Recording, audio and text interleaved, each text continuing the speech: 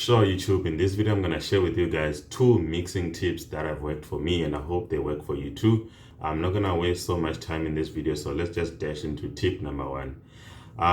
In order to explain this tip well, I'll have to demonstrate this experiment to you.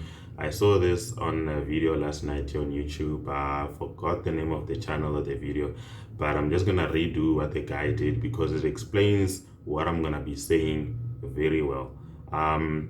So this is the experiment, right? Let me just show you this desk. So this is a desk, right? I'm gonna hit this desk as hard as I can. It's gonna make a very loud sound. So I'm only gonna do this once because it's gonna be an annoying sound and I don't wanna be disturbing people around here. So if you miss it, just rewatch this experiment. So I'm gonna hit it as hard as I can. So just watch this. In a count of 3, I'm gonna hit it. 3, 2, 1, go.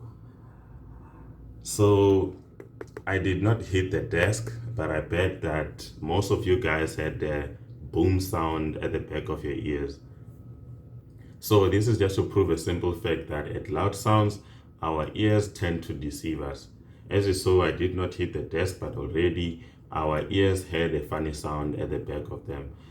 So this brings us to the first tip, which is it is recommended to mix at lower levels than higher levels.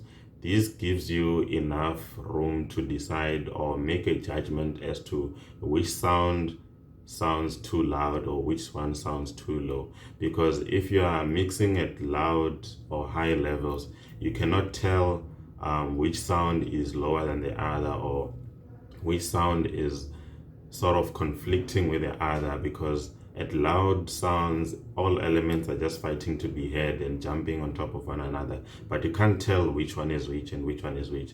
So hence, when you're mixing, mix at preferably -6 decibels, and then you can proceed to the mastering stage where you're gonna top that up to 0 decibels. But then most producers try to get away with the mastering stage by mixing at high levels, and most of the times it does not really end well.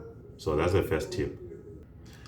So for the second tip, I'm going to demonstrate to you guys the difference between these volume knob that you see here on your channel rack and these fader that you see on your mixer. Sometimes, FL Studio, there are many knobs and many faders that have to do with increasing how loud a sound is. And sometimes you don't know which one to use. And then sometimes we believe that actually they are all the same, there's no difference. But there's actually a difference, and I'm going to show it to you just now. And I'm going to advise you which one to use at which times. So I just loaded a Chunky Bass preset from Fruity DX10, and then I cloned it. Then I sent them to 2 different mixer tracks. And then I loaded a distortion on all of them. So what happens is that this volume here that you see is actually the volume of the signal that you're gonna send to the mixer track. So this dictates how loud the sound you want to send to the mixer track. And this fader over here is the volume of the output sound that you're gonna get to your ears. So you're gonna send this much sound to the mixer, and this Fruity Fast distortion is gonna receive that amount of sound. So in simple terms, this volume is before your sound has been sent to the mixer and applied effects on it, and this volume that you see over here is after effects have been applied to your sound. All of these sounds that you see here, I managed to make them play at the same decibel value, so they are all loud in the same way. Let's play the first one.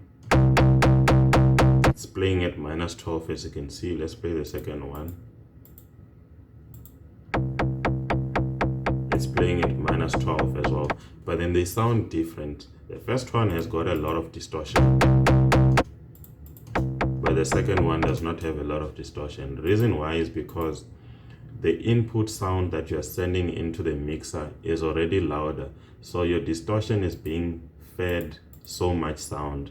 As compared to this one, your distortion is not being fed so much sound for this one. However, even though you're sending so much sound to the first one, your distortion is being sort of abused. But then with your fader here, you're just making it sound a bit quieter, but then there's still so much distortion, as you can hear. The distortion is still the same. There's still too much distortion on it. The reason why is because you've sent in so much signal over here. So if you want to reduce the distortion, you need to lower down the amount of sound that you're going to send to the mixer track. So that's the difference between the two.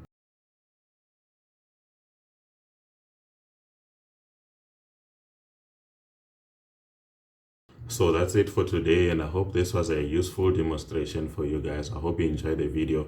Cheers, catch you in my next video.